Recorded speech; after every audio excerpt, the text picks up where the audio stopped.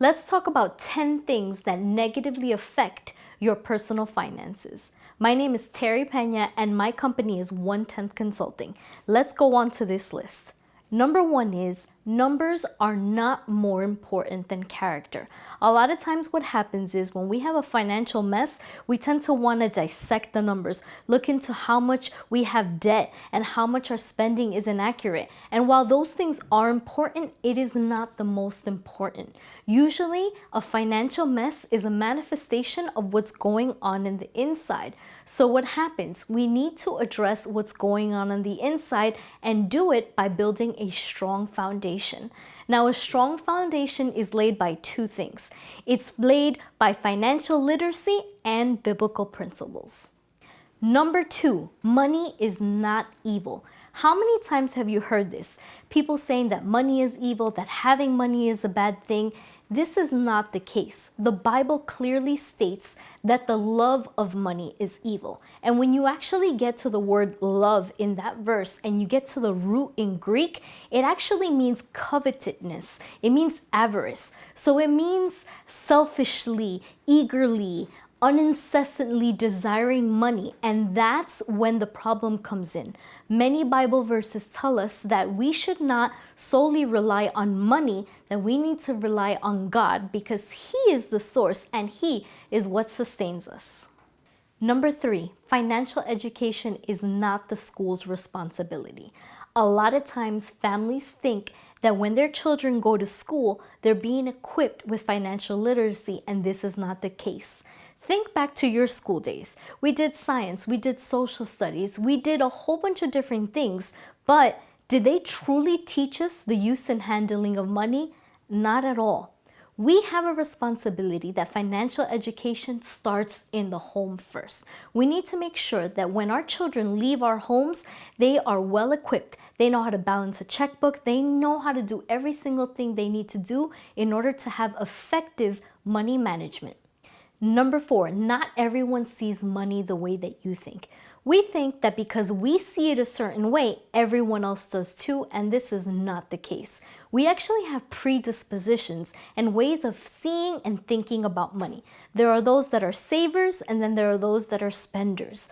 Savers want to keep the money, they want to get their paycheck, and they want to save it, they want to store it, they don't want to even think about spending it.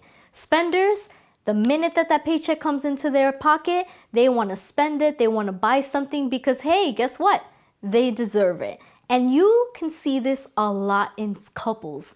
Sometimes people think that they're going to be savers and that their spouse is going to be savers, but this is just truly not the case. Usually you have a balance of both. There's also a predisposition within our children, and it is very important to see it. You can spot when your child tends to be more of a saver or when they tend to be more of a spender. And as parents, it's our responsibility to be able to notice those things that are awesome in them and make them grow. But then if they are a little bit more on the spender side and it's not healthy, how can you help them, train them so that they actually are effective with money? Number five, if you can't afford it, don't charge it. It has become socially acceptable to start charging things on credit cards, things that are not needs but wants. We are charging things like going out to eat at a restaurant, electronics, things that we need for the house. So what happens? We really want it, and because credit cards are so accessible, we start purchasing them. But when it actually comes time to pay, we can't afford it. This was not the case many years ago. We used to save for things like that because getting credit cards weren't so readily accessible. Therefore, there wasn't so much debt like there was before. Let's work on not charging things that we cannot afford. Number six on our list of things that negatively affect our personal finances is having no emergency fund. An emergency fund is super crucial to help us get through an emergency. Many times, things always break down, whether it's the car, issues with the kids, last minute things that come up. Emergencies always happen. It is super important to have a fund available so that when these things do happen, we have the cash in reserve to take care of it. It's the lack of emergency fund that makes people continuously tap into their credit cards, creating more headaches. You can start doing this on a monthly basis, little by little, saving up for it so that you have that fund so that when an emergency does happen, you are good to go. Number 7, numbers are not just for accountants. For some reason, people tend to run from budgeting like if it's the plague, and this should not be the case. Having a budget and a spending plan actually brings a lot of peace because you know what's coming in and what's coming out. And by the time the end of the month comes, you have had a plan that you have followed and you're not worried about whether or not you're going to be able to pay your rent at the end of the month. If you take care of your budgeting and if you do it on a monthly basis, the amount of stress that you get rid of is huge and it's going to be something that is amazing for you and your family. Number 8, giving does not leave us with less. A lot of times we don't give money, we don't support charities, we don't do our tithes and our offerings because we feel like if we give money, we're going to be left with less money. But that is actually not the case. If you really think about it, when we don't give, it's as if we have a closed fist. And this doesn't allow money to go out, but it also doesn't allow for money to come in. Giving is a reflection of our heart, and it also establishes and reminds us that God is the one that's in control and He's the source of everything. Giving is an important part of your personal finances and it should definitely be included. Number 9 on our list is not recognizing that God is our source. Many times we want to do everything that has to do with our personal finances in our own strength. We think that we are in charge and we are in control of everything that we do, and it only has to do with our strength and our efforts. And this is totally not the case.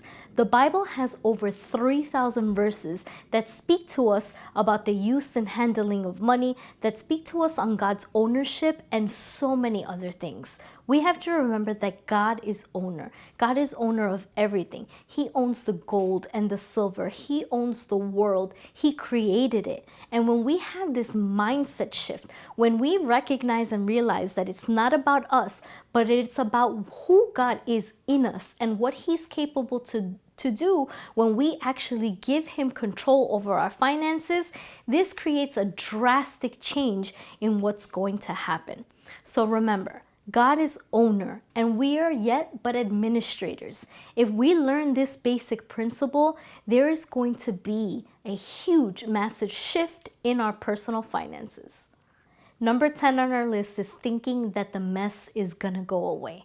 Deep down inside, we know that this is not the case. But it is so daunting and so heavy for so many families to even think about looking into how much credit card debt they really have or how big the problem really is that they rather just let it be. It turns into a cycle of procrastination and a continuance of spending habits that are just not healthy. But this does not have to be the case for you. This does not have to be your reality. You can start on a journey to include God in your personal finances. What helps is to establish healthy literacy on finances and a strong foundation based on biblical principles. Just one decision is all it takes to really change what you have going on with your finances. As a family, we know what it feels like to have that pressure and that burden of credit card debt. Many years ago, we went from 2 incomes to 1 income, and that was a drastic change for us and our family. We knew that we had to do something or else we were not going to be able to make it to the end of the month. We then decided to take a class, and that financial literacy changed our lives drastically.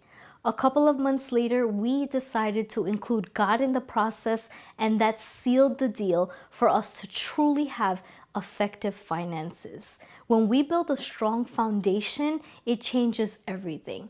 Financial literacy accompanied by biblical principles is what lets us be effective and what leads us to being able to be truly financially successful and have freedom.